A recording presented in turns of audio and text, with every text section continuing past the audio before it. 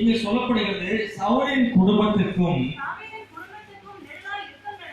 தாவீதின் குடும்பத்திற்கும் நெடுநாள் யுத்தம் நடந்தது. தாவீது வர வர பலத்தான், சவுலின் குடும்பத்தாரோ அங்க சொல்லப்படுகிறது தாவீதினுடைய குடும்பத்துக்கும் சவுலுடைய குடும்பத்துக்கும் நீண்ட காலமாக நெடுநாள் யுத்தம் நடந்து கொண்டிருந்தது என்று சொல்லப்படுகிறது. இங்கு கீழே சொல்லப்படுகிறது தாவீது வர வர பலத்தான், சவுலின் குடும்பத்தாரோ வர வர பலவீனப்பட்டு போனார்கள். அல்லேலூயா. ஏன் தாவீது மாத்திரம் வர வர பலனடைந்தான், ஆகவே பலத்தான், அவன் விருத்தி அடைந்தான். ஆனா சவுலினுடைய குடும்பம் மாத்திரம் வர வர ஏன் பலவீனப்பட்டு போச்சு, ஆசீர்வாதங்களை சுதந்திரத்துக்கு கொள்ளாம போனதுக்கு காரணம் என்ன அப்படின்ற ஒரு கேள்வி எனக்குள்ளே அது எழுப்பினது. ஆகவே நான் அதை படிக்க போது ஆண்டவர் அதுக்கு ஒரு சில காரியங்களை கற்றுத்தந்தார். அதை நாம் இன்றைய நாளில் நம்ம தியானிப்போம். ஆகவே சொல்லப்படுகிறது, அப்ப தாவீதினுடைய சவுலுடைய குடும்பத்துக்கும் தாவீதினுடைய குடும்பத்துக்கும் நெடுநாள் யுத்தம் நடந்து கொண்டிருந்ததா? ஆமென். அல்லேலூயா.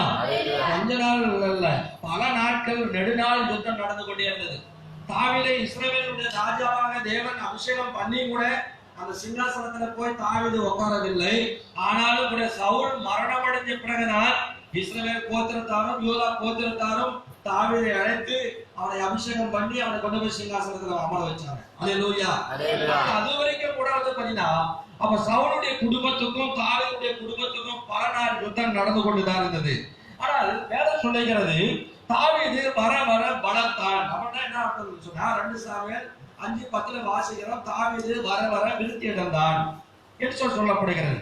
இதே வசனத்தை நீங்க வாசிக்கும் போது 1 நாளாகமத்தின் புத்தகத்திலையும் அங்க சொல்லப்படுகிறது. அங்கேயும் தாவீது வர வர விருத்தி அடைந்தான் என்பதை குறித்து அங்கேயும் சொல்லப்படுகிறது. ஆகவே பாத்தீங்கன்னா இங்க சொல்லப்படுகிறது, என்ன சொல்லப்படுகிறது சொன்னா, அப்ப தாவீது வர வர பலத்தான், அப்ப சவுலின் குடும்பத்தாரோ வர வர பலவீனப்பட்டு போனார்கள். அல்லேலூயா. அல்லேலூயா. அப்ப பாத்தீங்கன்னா அப்ப ஏன் ஆண்டவர் தாவீது வர வர பலத்தான்? நம்ம என்னைக்காவது கேள்வி கேட்டிருக்கீங்களா? இதை படிச்சிருப்பீங்கன்னு நினைக்கிறேன் அநேக நேரங்கள்ல. ஆனா பாத்தீங்கன்னா தாவீது மட்டுமே விருத்தடைஞ்சிருக்கானே, பலத்து போயிருக்கானே, சவுலுடைய குடும்பம் மட்டும் பலவீனப்பட்டு போயிருக்குது. அப்ப ஆசீர்வாதங்களை சுதந்திரிக்காதபடிக்கு பல பிரச்சனைகளும் போராட்டங்களும் நெருக்கங்களும் தோல்விகளும் அவனுடைய வாழ்க்கையில பயங்களும் இப்படி வந்து கொண்டு இருக்குது. அப்ப அது போலதானே என்னுடைய வாழ்க்கையில் வந்து கொண்டிருக்கிறது. அப்ப தாவீது இந்த ஆசீர்வாதத்தினுடைய காரணம் என்ன என்று சொல்லி என்னைக்காவது நீங்க சிந்திச்சிருக்கீங்களா? அல்லேலூயா. அல்லேலூயா. இங்க சொல்லப்படுகிறது தாவீது வர வர பலத்தான், சவுல் வர வர பலவீனப்பட்டு போனான். ஆகவே நீங்க பலவீனமா இருக்கிறீங்களா, இல்ல பலத்தை கொண்டு இருக்கிறீங்களா? எத்தனை பேர் நீங்க அப்படி இருக்கிறீங்கன்னு சொல்லி உங்களை அறிந்து கொள்ளக்கூடிய கடந்த 9 மாதங்கள்ல ஆண்டவர் இந்த வருஷத்தை நமக்கு ஈவாக கொடுத்து ஆண்டவர் கடந்த 8-9 மாதங்கள் இன்னையோட 9 மாதங்கள் முடிவு பெறுகிற இந்த சூழ்நிலை வந்திருக்கிறோம். ஆனா இந்த வசனத்தின்படி தாவீதை போல இருக்கீங்களா, சவுலை போல இருக்கீங்களா? எத்தனை பேரை சொல்ல முடியும்? அல்லேலூயா. அல்லேலூயா. தாவீதினிடத்திலே காணப்பட்ட அந்த குணாதிசயங்கள் என்ன? ஏன் அவன் வர வர பலத்தான்? அப்ப சவுல் ஏன் பலவீனப்பட்டு போனா அப்படின்றத கொஞ்சம் சற்று நம்ம இன்னைக்கு சிந்திக்க போறோம். இந்த வசனத்தை கேட்ட பிறகு உங்க வாழ்க்கையில என்ன தவறுகள் இருக்கிறத கண்டுபிடிச்சு அதை நீங்க சரி செய்யும் போது தாவீதை போல வர வர நீங்க பலத்து கொண்டு இருக்க முடியும். ஆமென். அல்லேலூயா. நம்பர் 1 வாசிக்கலாம். சங்கீதத்தின் புத்தகத்துல, கீர்த்தனைகள் புத்தகத்துல 71வது சங்கீதம் 71வது சங்கீதத்தை நீங்க திருப்பிக் கொள்ளுங்க. அங்க சொல்லப்படுது சங்கீதம் 71வது சங்கீதம் 5வது வசனம்.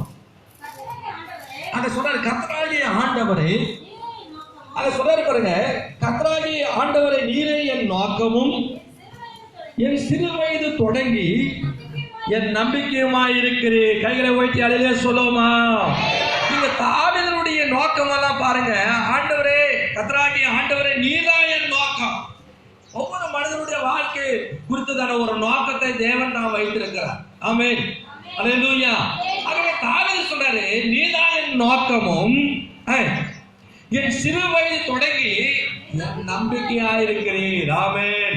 அப்ப சிறு வயது முதற்கொண்டு நீங்க தான் என் நம்பிக்கை. நம்ம பாட்டு மட்டும் என் நம்பிக்கையே உமக்கு சோத்திரம் பாட்டு மட்டும் பாட்ட போதாது.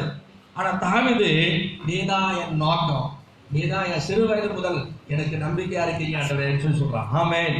அல்லேலூயா. அப்ப கர்த்தரை எந்த ஒரு மனிதன் நம்பிக்கையாக கொண்டிருக்கிறானோ அவன் தான் பாக்கியவானா பாக்கியவதியா மாற முடியும். ஆமென். அல்லேலூயா. அப்ப கர்த்தரை நம்புகிறவன் செழிப்பான். ஆகவே வேலை சொல்லுங்க. நம்ம பாருங்க, நீங்க தாவீது முதல்ல அவன் பார்த்ததுக்கு காரணம், ஒரு வெற்றியுள்ள வாழ்க்கை அவன் வாழ்ந்ததுக்கு காரணம் இங்க சொல்லப்படுகிறது. ஒரு சின்ன காரியம் வந்தாலும் பெரிய காரியம் வந்தாலும், எந்த யுத்தம் வந்தாலும், எந்த எதிர்ப்புகள் வந்தாலும், சத்தியங்கள் மத்தியில் அவன் வாழ்ந்து கொண்டிருந்தாலும் கூட, அப்ப எல்லா சூழ்நிலையும் கூட, ஆனா தாவீது தன்னுடைய பணபலத்தையோ தன்னுடைய செல்வத்தை நம்பி அவன் வாழவில்லை. கர்த்தரை தான் நம்பிக்கையா வைத்திருந்தான். ஆமென். கைகளை உயர்த்தி அல்லேலூயா சொல்லுவோமா? அல்லேலூயா. அதனாலதான் தாவீது வர வர பலத்ததுக்கு முதல் காரணம் கர்த்தரை தன் நம்பிக்கையாக வைத்துக் கொண்டிருந்தான். ஆமென். நீங்களும் கூட கர்த்தரை மாத்திரம் உறுதியா நம்பிக்கையா நீங்க எந்த ஒரு ஆத்துமா இன்றிணைந்து ஒரு வேளை அந்த சத்தியத்தை கேட்ட பிறகு நீங்க முடிவெடுக்கிறீங்களோ, கர்த்தர் வருகிற 3 மாதத்துக்குள்ள கர்த்தர் உங்களுக்கு அந்த தாவீதை போல வர வர விருத்தியடை செய்வார். ஆமென். அல்லேலூயா. ஆனா சாமுவேல் 1 சாமுவேல் 14ஆம் அதிகாரத்துல 52வது வசனத்திலே நாம் வாசிக்கும் போது, ஆனா சவுல் வர வர பலவீனப்பட்டு போனதுக்கு முதல் காரணம் என்ன என்று சொன்னால் 14ஆம் அதிகாரம் 52வது வசனத்தை எடுத்தவர்கள் வாசிக்கலாம். 1 சாமுவேல் 14ஆம் அதிகாரம் 52வது வசனம் எடுத்தவர்கள் வாசிக்கலாம். அது சொல்லப்படுகிறது, சவுல் இருந்த நாளெல்லாம் அப்ப பாருங்க, யார் மேல யுத்தம் நடந்து கொண்டிருந்தது? பெலிஸ்தர் மேல கடுமையான யுத்தம் நடந்து கொண்டிருந்தது. சொல்றாரு பாருங்க, சவுல் இருந்த நாளெல்லாம் பெலிஸ்தர் மேல கடினமான யுத்தம் நடந்தது. அங்க பாருங்க, அங்க தாவீது நாட்கள்ல சவுலுக்கும் தாவீதுக்கும் நெடுநாள் யுத்தம் நடந்தது. அதே போல சவுல் இந்த நாட்கள்ல நெடுநாளாக பாத்தீங்கன்னா அங்க பாத்தீங்கன்னா பெலிஸ்தரோடு கூட கடினமான யுத்தங்கள் நடந்து கொண்டிருந்தது. ஆமென். அல்லேலூயா. அவருடைய வாழ்க்கையில பலவீனப்பட்டு போனதுக்கு காரணம் இங்கே ஒரு பிளஸ் பாயிண்ட் அங்க சொல்லப்படுது. வாசிக்கலாம். சவுல் இந்த நாளெல்லாம் பெலிஸ்தரின் மேல கடினமான யுத்தம் நடந்தது. சவுல் ஒரு பராக்கிரமசாலியை ஆகிலும் ஒரு பலசாலி ஆகிலும் காணும்போது அவர்கள் எல்லாரையும் தன்னிடமாக சேர்த்துக் கொள்ளுவான். அல்லேலூயா. இவன் கர்த்தரை அங்க தாவீதுடைய வாழ்க்கையில பாருங்க, எல்லா சூழ்நிலையில சின்னதுல இருந்தாலும் பெரிதுல இருந்தாலும் ஒரு யுத்தத்துக்கு போறதுனாலும் கூட ஆண்டவரே அந்த யுத்தத்துக்கு அவங்களோட கூட நான் போகட்டுமா, அவங்க போய் நான் சண்டை எடுத்துமான்னு கேட்கலாம். அப்படி கேட்டு கர்த்தர் போனா போவான், இல்லைன்னா போக மாட்டான். ஆனா அப்படி தாவீது இருந்தான். ஆனா இங்க சவுல் என்ன பண்ணுகிறான்னு சொன்னா, ஆனா இவனுக்கு வந்த யுத்தத்துல பாத்தீங்கன்னா, ஆனா இங்க வேற சொல்லுகிறது, அங்க சொல்றாரு பாருங்க, ஒரு பராக்கிரமசாலி ஆகிலும் பலசாலி ஆகிலும் ஒரு தைரியசாலி ஆகிலும் யாராவது இருந்தாங்கன்னா அவரெல்லாம் சேர்த்து வச்சுக்கணும். ஏன்னா அவன் இருந்தா போதும், எனக்கு நான் எதிர் படைகளை போய் நான் ஜெயம் பெற்று வந்துட முடியும். அதுதான் சவுலுடைய நம்பிக்கையா இருந்துச்சு. ஆமென்.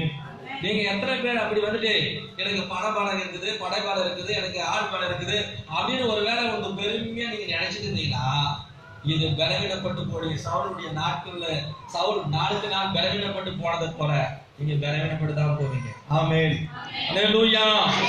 ஆனா நம்ம எந்த பராக்கிரமசாலி எப்பேற்பட்ட கொம்பனா கேட்டு யாரா இருந்தாலும் சரி, நான் ஒரு கை உன்னை பார்த்து சொன்னா சரி, கடவுளுடைய கரம் என் கூட இருக்கும் போது என்னை யாரும் ஒன்றும் சேதப்படுத்த முடியாது அப்படின்னு சொல்லணும். ஆமென்.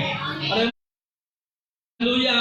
ஆனா அதை விட்டு போட்டு என் பக்கத்துலயும் ஆள் பலசாலிக்கிறாங்க, பராக்கிரமசாலிக்கிறாங்க, தைரியசாலிக்கிறாங்க, எல்லாரும் இருக்கிறாங்க, அதனால எனக்கு கடவுள் துணை இருந்தா போறாது, இந்த மக்களுடைய எனக்கு பலம் இருந்தாதான் நான் ஆட்சி செய்ய முடியும் அப்படின்னு சவுல் அந்த பலசாலிகள் எல்லாம் பக்கத்துல சேர்த்து வச்சிருந்தான். ஆமென். சபையை கெடுக்கிறதா இருந்தாலும் சரி, அப்ப பாத்தீங்கன்னா தேசத்தை அழிக்கிறதுக்கு இவங்க இருந்தா போதும், என்னை அழிக்க முடியாது அப்படின்னு இவன் நினைச்சிருந்தான். தேசத்தை பாதுகாக்க முடியும்னு நினைச்சான். ஆமென். அல்லேலூயா. அது பாத்தீங்கன்னா தேசமும் பாதுகாக்கப்படாது. அப்படி மனுஷர்கள் மக்களை மட்டும் நம்ம நம்பி வச்சிருந்தோம், நான் பராக்கிரமசாலிகளை மட்டும் நம்ம சார்ந்து அப்படி நம்ம தன்னிச்சையா செயல்படுத்தி கொண்டிருக்கோம்னு சொன்னா சபையும் வளர்ந்து தேசமும் பாதுகாக்கப்படாது. ஆமென் சொல்லுங்க. அல்லேலூயா. அல்லேலூயா. வேலை சொல்லுகிறது. அப்ப பாருங்க, அப்ப தாவீது முதலாவது பாருங்க, கர்த்தரே தான் என் நோக்கமோ, என் சிறு வயது முதல் அவர்தான் என் நம்பிக்கையா இருக்கிறது என்று சொல்கிறார். ஆமென். அல்லேலூயா.